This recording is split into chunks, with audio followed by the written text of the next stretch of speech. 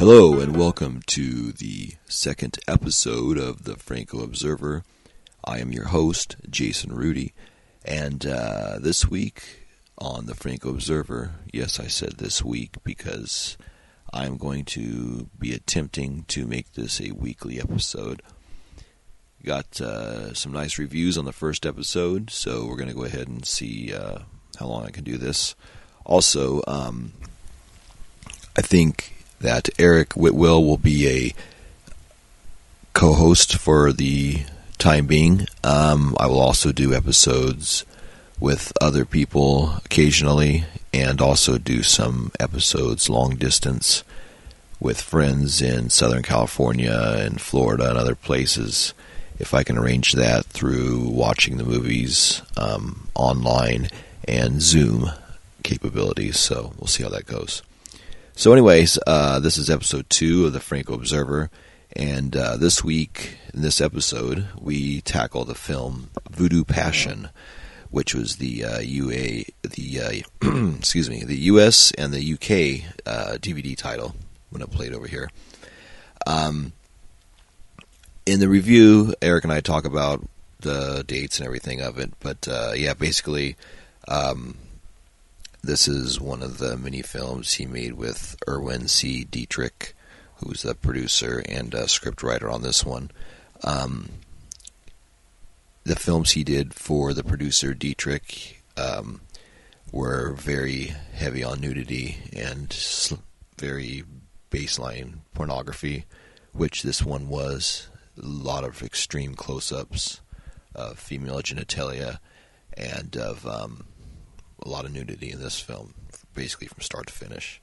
So, extreme departure from last week. We went over the titles. This was released under mini titles from Germany, France, Paris, Madrid, the United States, Switzerland, all over it played. Looks like it didn't really play here in the United States theatrically.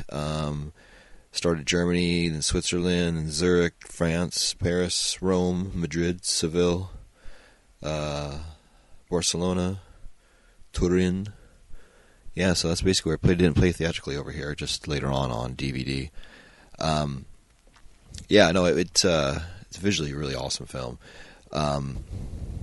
Mostly a lot of daylight scenes, very few night scenes, a couple toward the end. But yeah, I think it's extreme daylight. Once again, Jess Franco is the director of this. Producer is Erwin C. Dietrich. He's also billed as Manfred Greger as the scriptwriter. Director of photography is Andrea Dremer. Walter Baumgartner is production manager.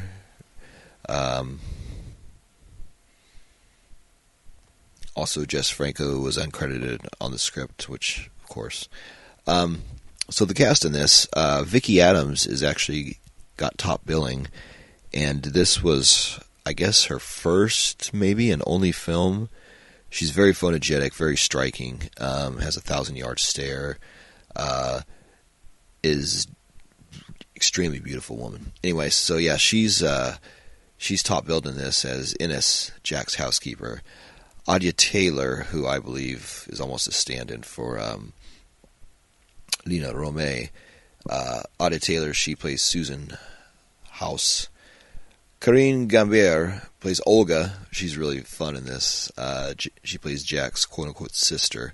She's probably the most crazy and free-spirited one in the bunch, which is good. These three women have extremely different personalities from each other, so it all works with the three. Jack Taylor's in this. He plays Jack House, also known as Patrick Forrester, counsel of the British Embassy. This one, Jack Taylor has no mustache. His kissing scenes are a real hoot. There's 2 of them, and he is like the worst on-screen kiss you'll probably ever see. He like just opens his mouth as wide as he can and just like goes in and out. It's really funny. Oh yeah, here we go. Vitor Mendez as Victor Mendez. He plays Dr. Pierre Barret, a psychiatrist. He's an extremely heavy-set man, And he's in quite a few Franco films. The ones I've seen so far that I've seen him in is Christine, Princess of Eroticism, also known as Virgin Among the Living Dead. He's also in Slaves, and he's in this, and he was in Virgin Report, and that's what I've seen so far. I'm sure he's in more. But yeah, he's, once you see him, you'll recognize him.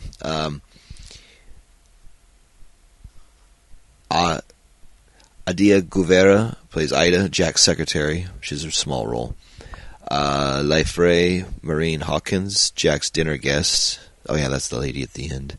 And they don't have the billing for the man that plays her boyfriend, who actually kind of resembles Harry Nilsson. He's got this, but yeah, her and that guy are like a really extreme 70s couple.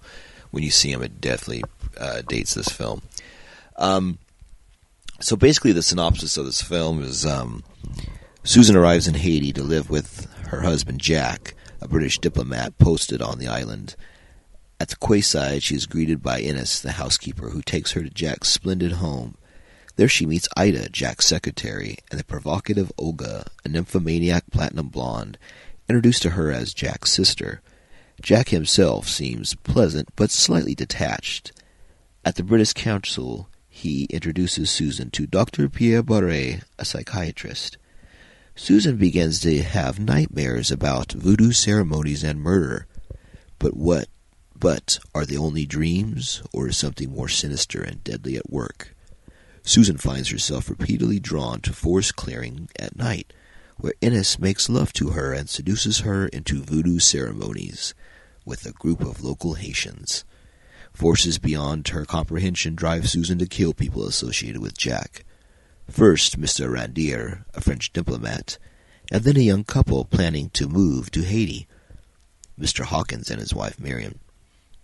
But who can she trust? What role does Ines, Olga, and Ida play in her plight? And is her husband really plotting against her? But yeah, so basically, like I had talked about in the review with Eric, that this film is basically has the twin themes of mind control and sexual betrayal. Mind control was mind control, and having somebody under mind control to kill somebody else is a plot device that Franco uses in a lot of his films. That started all the way back with Diabolical Dr. Z.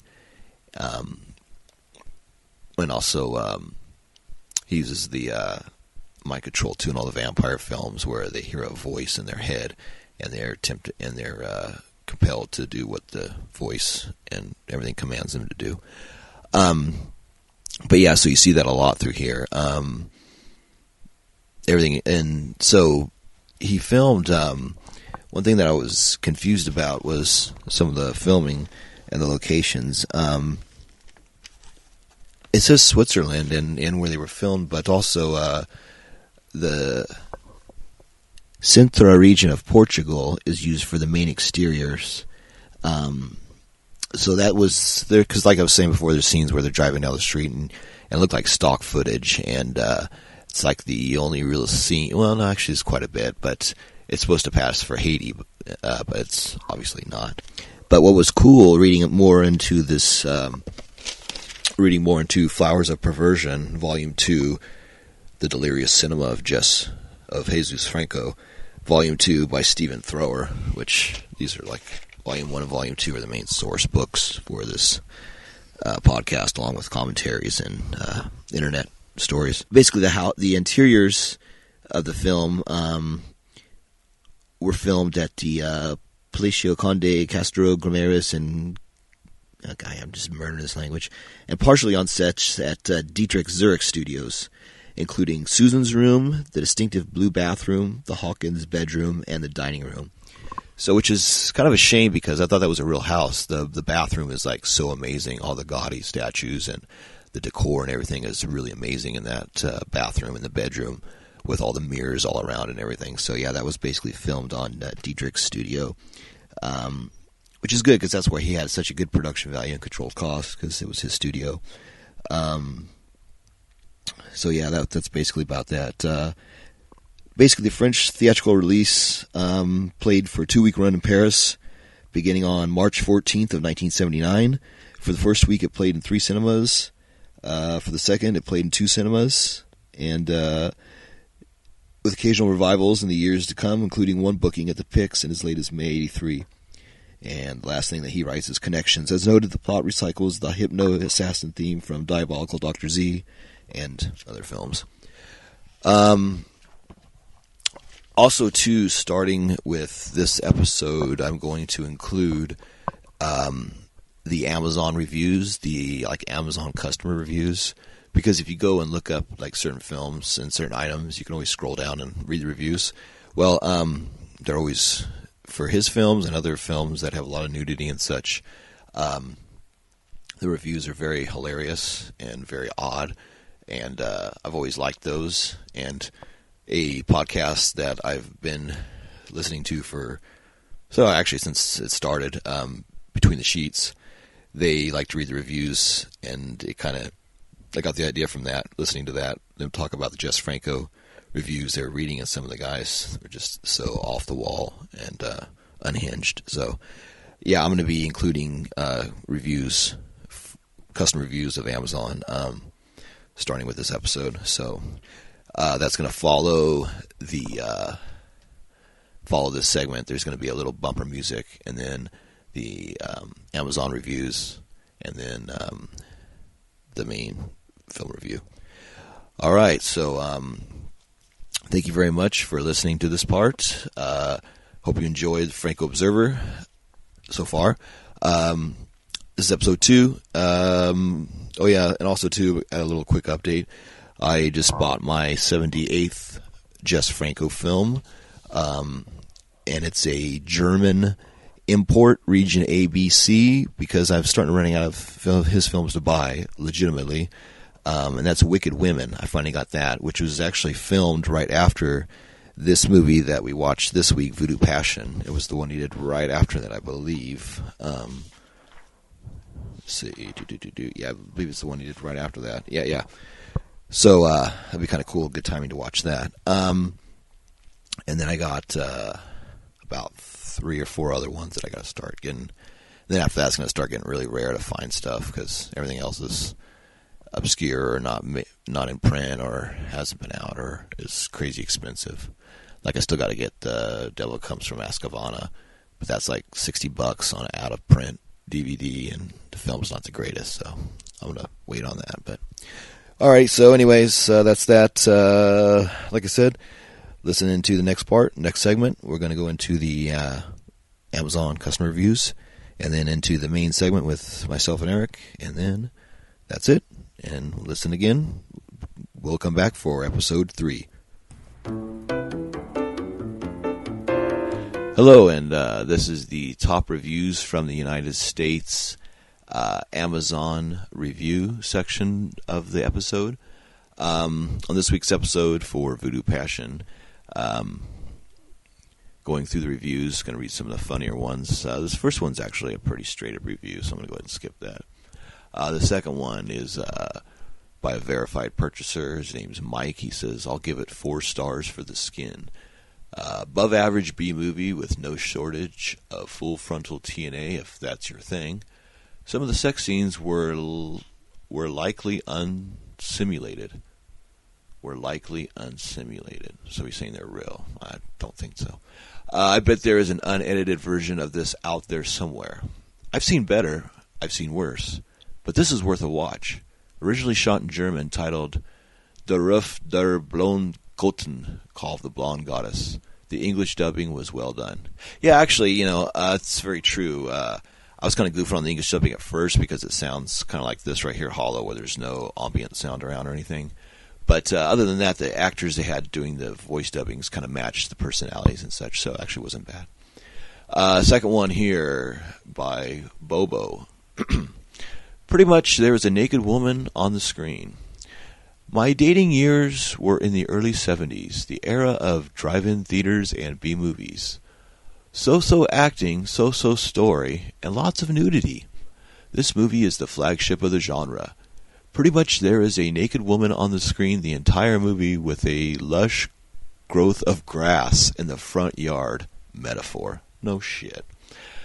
if this is your kind of movie, then you will be very satisfied. This one says, great Franco film by Andante from 2018. Compared to other films in the genre, I give it 5 stars. The acting is above average, and the plot is suspenseful and moves at a reasonable pace. There is both female and male full frontal nudity, if that is what you want. The voodoo is well performed and blended into the plot. Wow.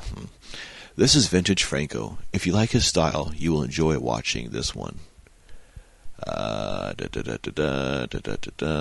up. People actually giving it good reviews.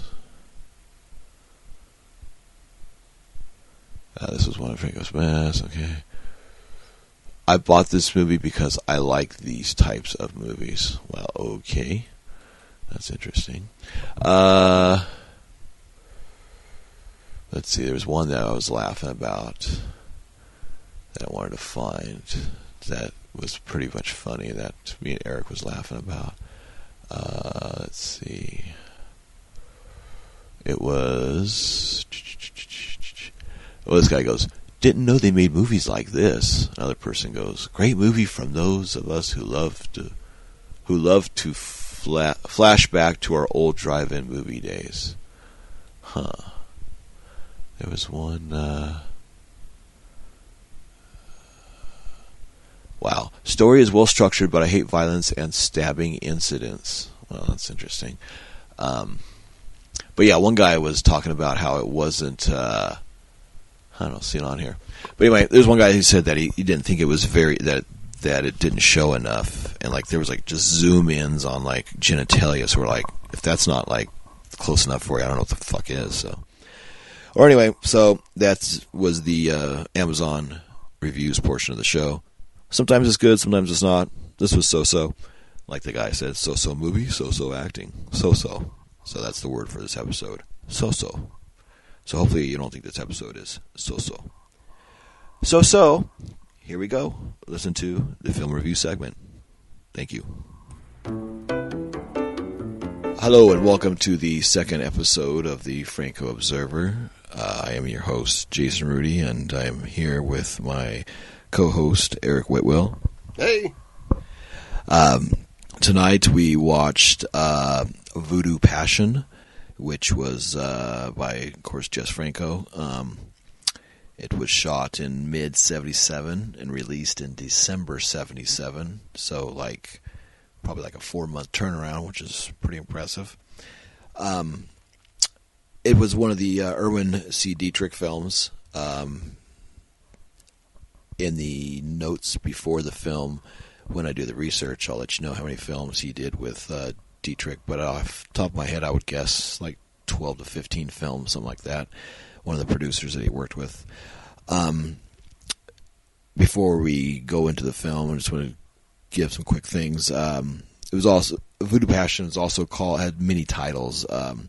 It's called Call of the Blonde Goddess, or Love Call of the Blonde Goddess. In Italy, it was known as Porno Shock. When it was reissued again in Italy, it was known as Porno Deep Throat. It was also known as Vengeance of the Blonde Goddess and the Nude Goddess. With this film, the two themes that were really apparent that you'll see as you watch his films, he has a lot of recurring themes. And this was the mind control and sexual betrayal, common themes in his films. There's a lot of topless dance scenes and such in this, but so yeah. Before we go into it, I'll always like to ask Eric first. Eric, what did you think of the movie? I thought it was good. It was very interesting.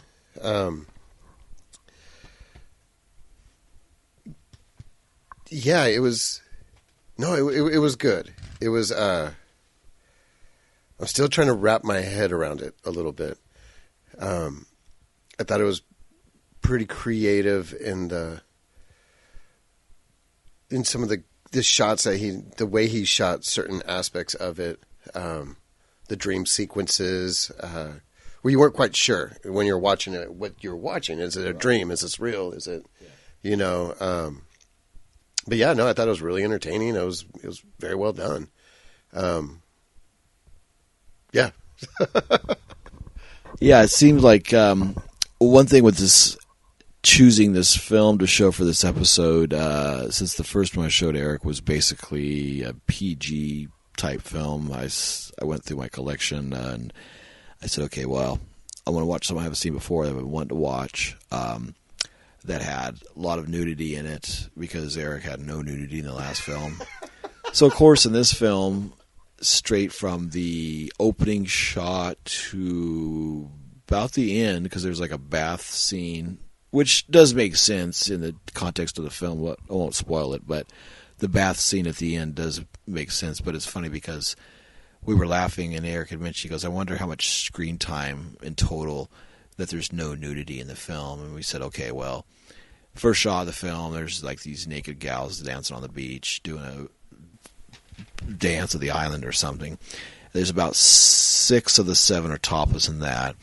Then there's a scene after that where the people get off the boat and everything, and there's no nudity in that. And there's a car ride scene after that. But then right after that, they go into the guy's house. So basically, it's about this woman who meets this man named Jack, and she decides to join him in her new life. And I don't know if she's married to him or if she's just dating him, but she shows up to this place, this island where he lives in Haiti. And as she gets to know him and getting to his house and lifestyle, all these things that she thinks are one thing are actually another thing going on. And as you learn that she's either manipulated through voodoo or through him or through some other unseen forces. But as you go through and see, there's just... So anyway, so she goes into the home, and then you see Jack's quote-unquote sister naked in the bed. So she's naked, and then those two decide to take a bath together, and then she has sex with Jack while the sister masturbates to it. Then you have the neighbors that come in, and the housekeeper's naked, and they go to all these dance club where there's naked women dancing with the bands playing. There's like full naked women in a dance club while the guys are playing guitar and drums. It was really cool. It's like, wow, I've never seen a dance club like that. You see naked people dancing outside in rituals. You see threesome. You see the housekeeper naked with the wife. You see another couple come in. It's like everybody's naked, and Jack Taylor's in it. And Jack Taylor is in this, and Eric and me had both laughed because he is the worst screen kisser of all time. I'm going to have Eric tell you about what he thought of his kissing. Yeah, I don't know how to take that. So how did it feel, Eric? Yeah, so how'd you take his kissing? It was really weird. It was like a slow motion fish, like coming to eat food. It's hard to describe. It was like literally like his mouth was open from the moment he thought about kissing her, and as he like slowly lowers his head towards her mouth, it's open like he's going to bite her jaw. Yeah, it was very strange, very stiff, very, very, very strange, very, very strange. Yeah, it had basically he didn't even like discriminate. There was male nudity, female nudity, whatever kind of nudity you're into. Like there was nudity. It was absolutely incredible. Lots of close-ups of nude women. Yeah, lots of like there was weird. Like there's like it was like almost like there was no point to the nudity at times. Like there was one scene where they're speaking. And while they're talking, you hear the conversation happen. The camera pans down, and it just is focused on the nipple. Like you can hear them talking in the background, but the camera is directly on a nipple. There's a nipple in the middle of the screen, and it's hilarious because it was like there was almost like wasn't any point to it. It was literally just gratuitous nudity. So it was kind of funny, man. It was almost you almost kind of became a little bit desensitized to it. You know what I mean? It's almost like okay, it's like being at a European beach, where you're like, oh, okay, well, now it's just kind of normal now. It's just everyone, like, they ran around naked the entire movie. It was insane. I feel like I'm fixated on the nudity of this movie. Yeah, we were talking about that. I was like, people have criticized me before or uncriticized or discussed about how much nudity I use in my films. And I was like, dude, you need to watch some Jess Franco films because, like, shit, dude. Like we were talking about, like the girl that plays Jack Taylor's sister, she has like 3 different bathing scenes in the film, like 3 long bathtub scenes, like full nudity. And Jess Franco, who I admire for this too, is like loves to show women in great detail, and he really does photograph and shoot women really great, beautiful heels. There's one scene where these two are talking, and he starts on her foot and goes all the way up her leg and connects to her. Up to her leg, up to her hip, and then across the other lady's arm over to her shoulder, and then back to her face when she's talking. It was a really good shot, but you see like every inch of her body, and he really loves to like show women in great detail and stuff. But too, another thing that he does in this film, which is a couple of detriments. He's out of focus in quite a few scenes, and you don't know if it's because of the dream sequence. But there's scenes where he's out of focus when Jack Taylor and the woman are talking to each other, so there'd be no reason for that scene to be out of focus. So, and a couple of the scenes that were shot together of conversations that he probably shot in sequence, shot these scenes out of sequence together in one setting. That whole lot is out of focus, and then he uses a different lens cap he uses a filter on his camera that you can see in a couple of these exterior shots outside where you see the edge of the filter where he should have zoomed in past the edge of the filter, so he didn't zoom forward. He just kept a steady shot, and you could see the edge of the filter cap. That's what it was that you could see, and it's really apparent in a couple of scenes. It's like, I don't know, him or the editor should have seen that and taken that out and reshot the fucking focus shots, because it's, I don't know, it's very distracting, and it shows poor craftsmanship when he's great in a lot of other areas. The settings are amazing in this film. Again, he has great fucking the main house. There's like mirrors in the bedroom. There's like 5 or 6 mirrors together on the walls, so the mirrors reflect on each other. So when the 2 people are in bed, it looks like there's 20 people in that same shot. And then in the bathtub and the mirror, there's mirrors all around it reflecting other mirrors, and it's really amazing. And like a lot of his films, he has amazing 1 or 2 main locations that are just awesome. This film was supposed to be in Haiti, but it was filmed in Switzerland, which is amazing because looking at the places and the streets and such is pretty good. But if you look close, you could see that there's stock footage he took of somewhere else that edited through the driving sequences of like another. It looked older, and it was like everybody in the shot was black, and like they were the only 2 white people, and the shots was some other location of people just packed together in the streets. And basically they were driving around. In reality, they were driving probably like up the street and around the block and back around to film these sequences, because you see Blue Building and a few other buildings twice in the same shot sequence. So, yeah, that just from a technical standpoint, that kind of came off bad. Yeah.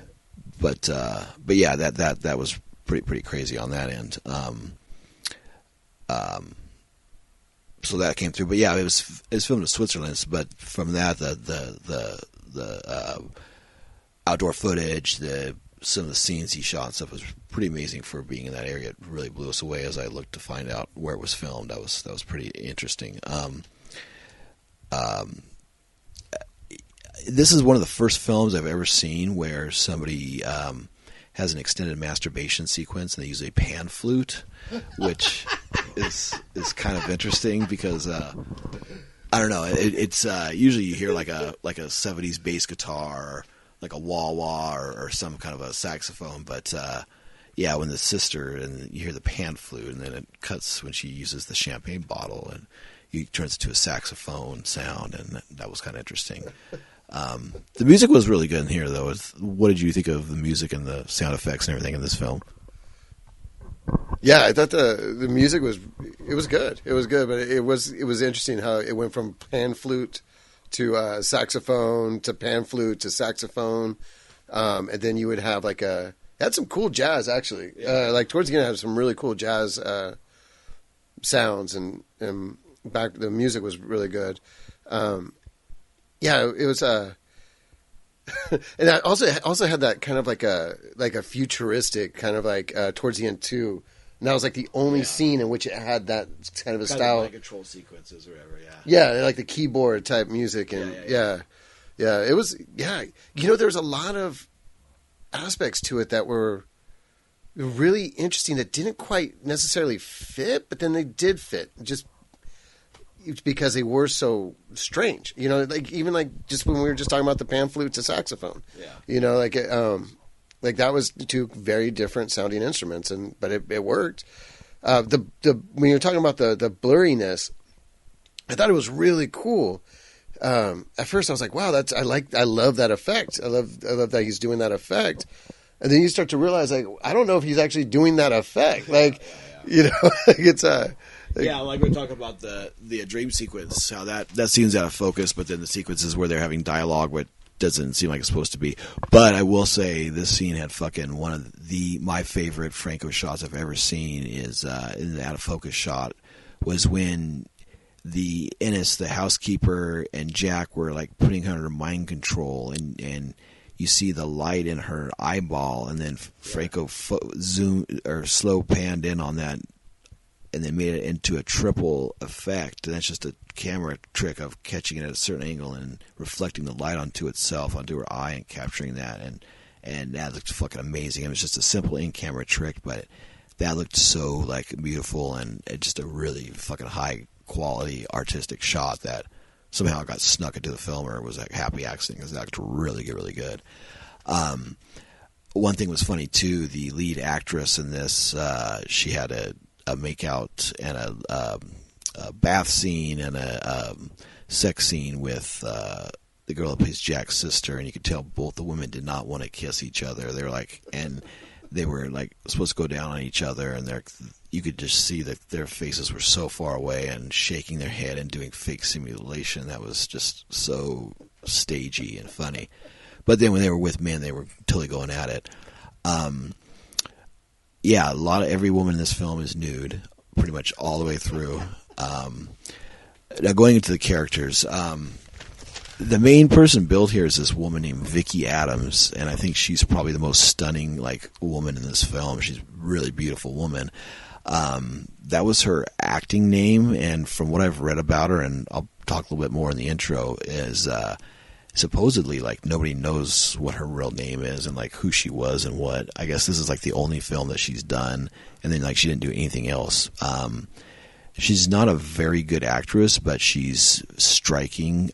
She has definitely a presence about her. Yeah. She's very uninhibited. She shows everything, dances. She's got a great energy to her, but she's very strong but very vacant as well. So I think, I don't know, she just wasn't probably a natural actress, and I'd like to do a little research on her and see who she was and what she did. But and then the woman that actually I'll use the real names on people here. So before we go into that, the version we watched was the Full Moon Features DVD, which I highly recommend. It was a good print. It looked good. German made, English dub. English dubbing's pretty funny because, I don't know, I was not very good on that.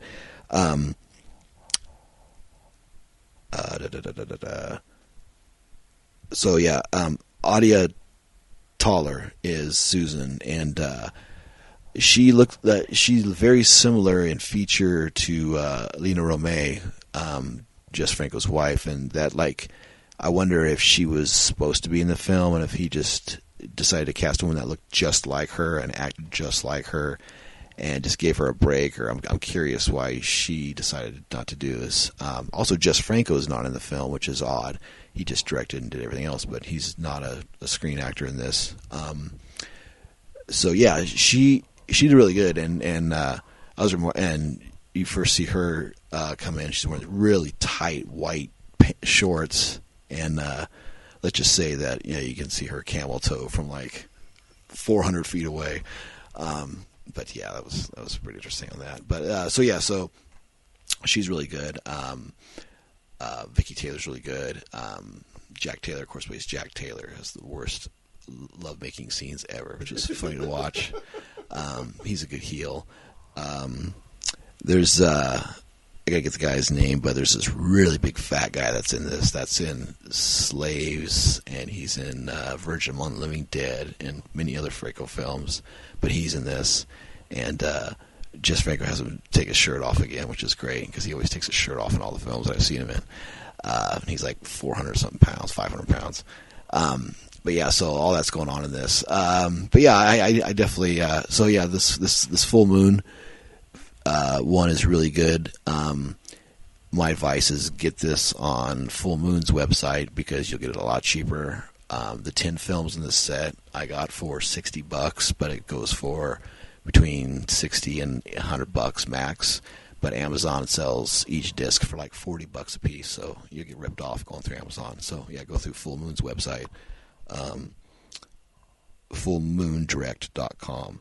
Yeah, it's a really good deal, so definitely get their shit. But yeah, so print's good, copy's good. They have a Franco interview on this, audio interview, and then of course the same vintage VHS trailer reel with Oasis of the Living Dead and Zombie Lake and Virgin Among Living Dead and a few other ones. But yeah, so this is the second Franco film, and we're kind of jumping around a little bit.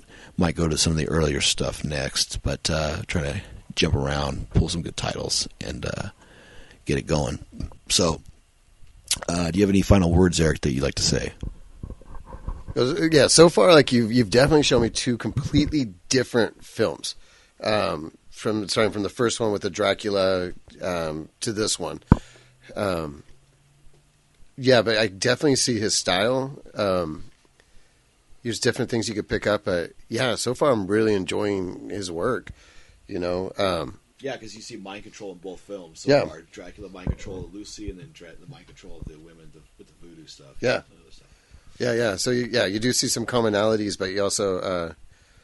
What interesting director! A very interesting director, and he has very interesting looking people in his films, and locations are. I'm really kind of excited about what's next. You know what I mean? Because these were like two opposite. Yeah, the people are very freedom and just unfiltered. Everybody's free, and which is great. You know. Yeah. Uninhibited, you know. Yeah, I'm really enjoying it. I'm really enjoying his work. Cool. All right, well, this is Jason Rudy along with Eric Whitwell signing off again, and thank you for listening to the Franco Observer. Check us out on the different places to listen to, and I'll give all the information at the top and bottom of the episode. But right now we're on 6 different places to listen to us on. And hope to have about an episode out every week or once every week and a half, 2 weeks. But yeah, so if you keep listening, we'll keep putting them out. So once again, good night and watch a Franco film. Beautiful nights.